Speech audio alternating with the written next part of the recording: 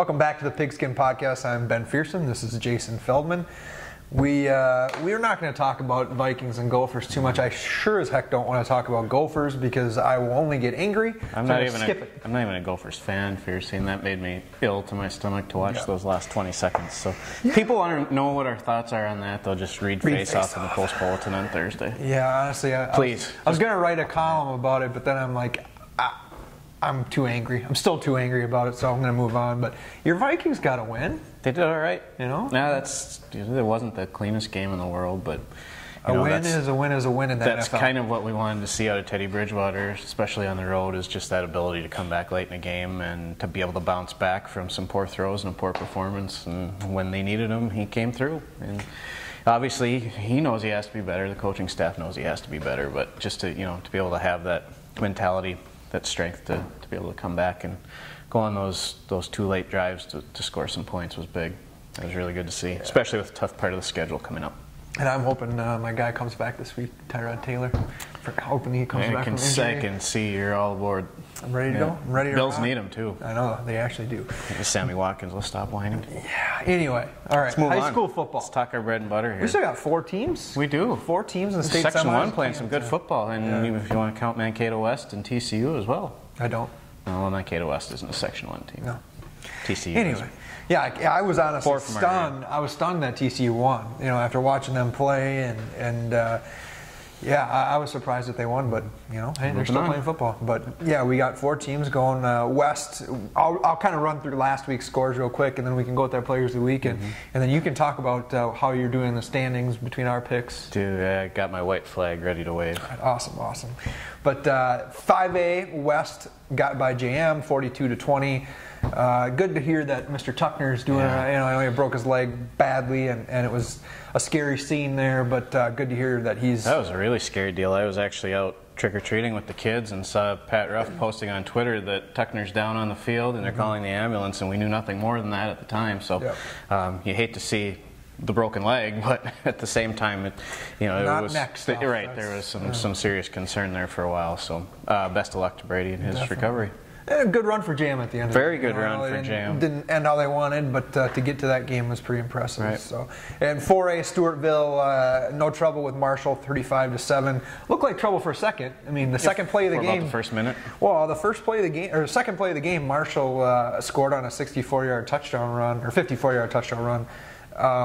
Stewartville looked like they were about to go 3-0. It's 3rd and 10, and Chai Stecker caught an amazing pass on the side. He had a nice game. One of several amazing catches for that kid that night. One that they're trying to get on SportsCenter. Latest addition to my fantasy team. Yeah, I guess so. 2 weeks in a row. I think he's been pretty incredible. But 35-7, they win. They're moving on, and now they get. We'll talk about it, but they get the rematch that they've been looking for since last year. So, 2A Caledonia, that machine just continues to roll. 48-0 over Blue Earth area. Again, a guy I'm sure we'll talk about in a second here, Owen King. Incredible. He's just, I've only watched him play 2 quarters this year, but for a sophomore to have that kind of poise and that kind of ability, it's pretty impressive. Yeah, that's the best way to put it. But 1A, Goodhue, making me look smart. They win 14-0 over Faribault Bethlehem Academy. Boy, that defense is clicking right now. It really is. We'll talk about them here in just a minute too. Definitely. And then Grand Meadow, again, another machine that just keeps rolling, 52-14 over Cleveland. So that puts 4 of our teams in the state finals. And what I find hilarious when I look at this, the 4 teams that we have going, their 4 opponents are all undefeated. And they're all either ranked number 1 or the team that we cover is number 1. Right. So there's a number 1 in every game that we're covering here. And I will be sadly missing the Stewartville game, number 1 versus number 2.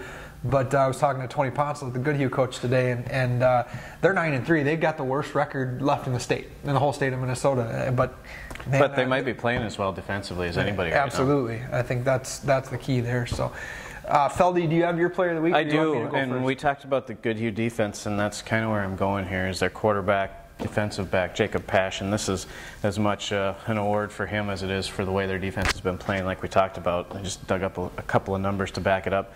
They gave up 210 yards to Faribault BA in the state quarterfinal game last weekend, which Goodhue won 14-0, as you mentioned. The last 2 weeks, this defense has given up a total of 283 yards. That's some good football. And a total of 0 points. And a total of 0 points, which is obviously even more important. So we'll see when we get to our picks if we think they can keep rolling. The opponents just get tougher. Just get tougher and tougher this week. They have Minnesota, but they were the 3 Pash. seed. They were the 3 Right. seed in their section, and now they're one of the final 4 teams left in the state. We talked about that. Excuse me, at the start of the section playoffs, how good that section was, that top half of 1A, and Goodhue played very well against those top teams in the regular season and managed to get some wins here in the playoffs, and that defense, like you said, is really clicking right now. So Jacob Pash, and more so the Goodhue defense, my player of the week. Yeah, for me, can I do co-players, or do I have to pick one guy? No, there's no rules here. I mean, Owen King, 229 yards, 5 touchdown passes in the state quarterfinals. It's and he's a sophomore. It's just ridiculous what that kid is doing. And I would expect to see pretty much the same numbers out of him over the next couple of weeks. Yeah, I don't see why not. I mean, I just don't see anybody touching that team. No. And the fact that he's a sophomore is just They incredible. are ranked number 4 in the QRF, though, by the way. I looked that up. Let's just shut that down. Let's shut the QRF down for good, and let Feldy and I rank sections. We'll come up with our own rankings. Yeah, I'm going to come up with this cool formula that gets it right at the end of the year. Mine's going to be called the CSF, the Common Sense Formula. Mm-hmm. That's smart to me. That's what we're going to go with. And I don't like to agree with you very often. I know you don't, but you have to. Yeah, Owen King, but then I got to go Chai Stecker, too. The kid caught 4 passes, 3 of them for touchdowns, and I'd argue the one that wasn't a touchdown was the biggest one, because to me, if Stewartville, after giving up a touchdown, a long touchdown, thing that they don't do all year, they don't give up points. Right. So to have all the momentum away from them, and if they had come out and gone 3 and out on that first series, who knows where that football game would be a different game. Yeah. And I know that the touchdown you're talking about, I saw that from 2 different angles. I still think he was out of bounds. But I don't know if any of his body parts actually hit the ground in bounds, but the officials called it a touchdown, so we'll go with it, and it was a heck of a catch. It was a ridiculous catch. It was one of those catches where the ball came off Quant's arm, and I'm like, no chance. You texted me during the game telling me how great it was, and I watched the highlights on TV, and I think the word that came out of my mouth was probably something I can't say here. It was unbelievable. Well, great catch. And again, then a well-thrown ball by Quant. Yeah, well, it was one where only he was going to get it, nobody else was going to get it. But the one I'm talking about on that 3rd down, 3rd and 10, it was just it was a ridiculous. It was another one that came off Quant's hand, and I said, that's overthrown, way overthrown. Looked like Chris Carter. And Stecker just somehow got up there and got it and got his feet in, and it was incredible. So I'll give co-player of the week to Owen King and Chai Stecker. I think both are very, very deserving. So. Yes, sir. Feldy, let's talk some games. Yeah, you did not do very well last week. No. The 2 games we had different, I got right. Like I said, Goodhue making me look smart, and you went out on a limb and took Jam to beat West. Last week. They were in that game until late. They were for 3 quarters. Yep, they played well, and amazingly, their passing game came. The one thing we said over the last how many weeks that they needed to have show up finally did, and they just happened to run into a team that probably is the best team in the state again.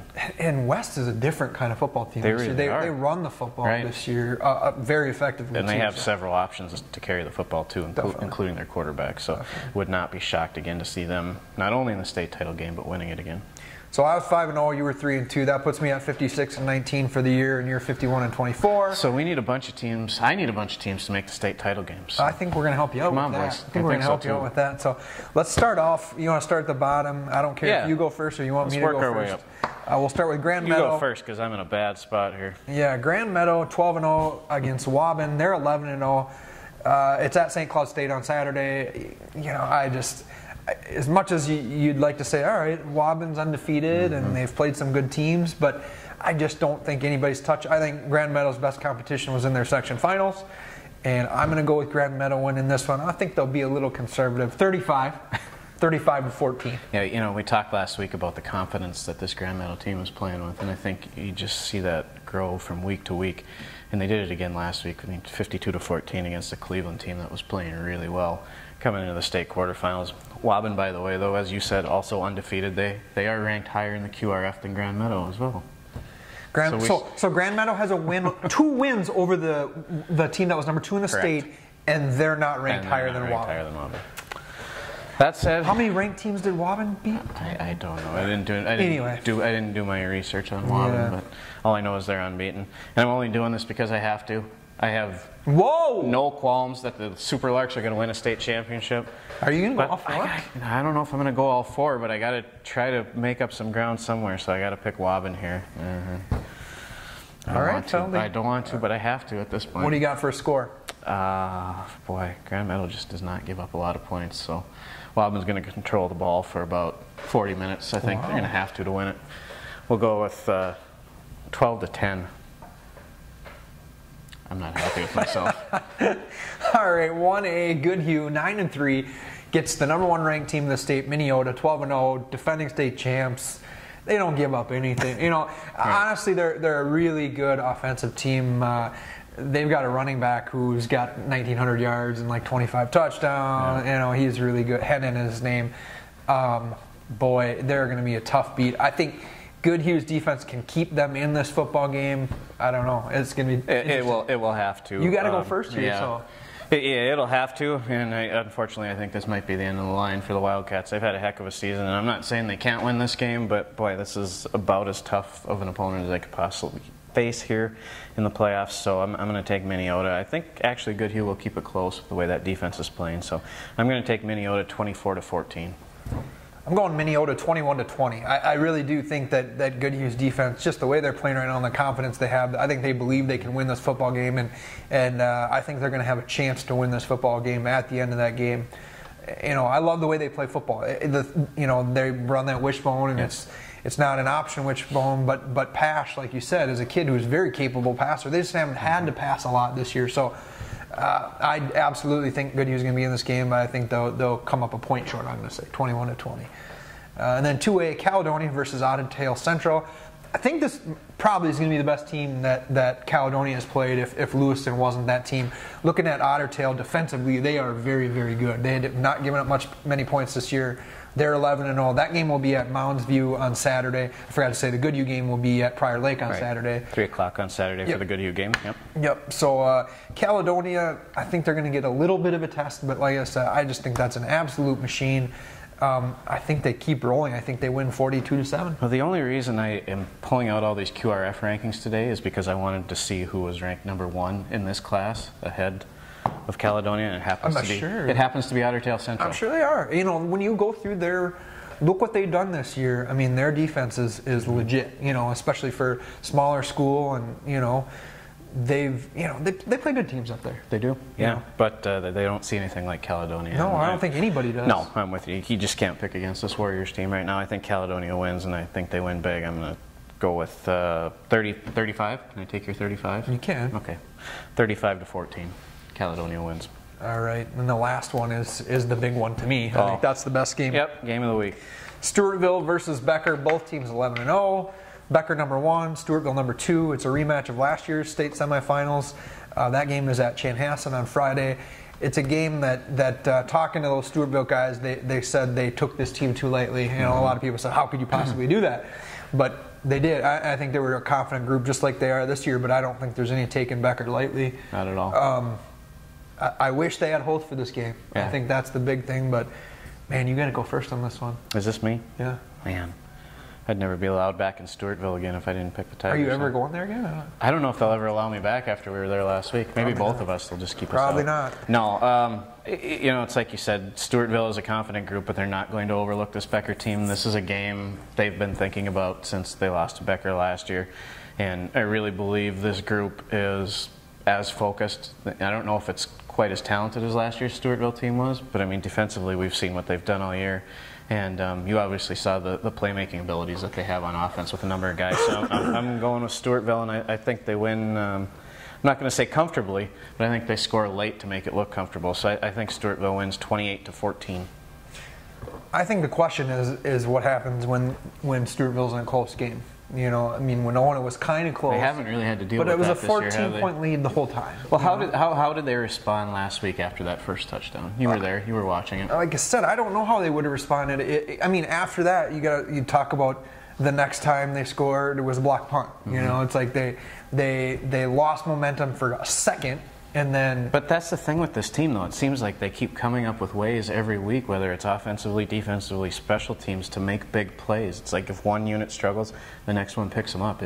Even if they only struggle for a series, the guys who are coming in next go, okay, we got your backs. And they always seem to make the play when they need it.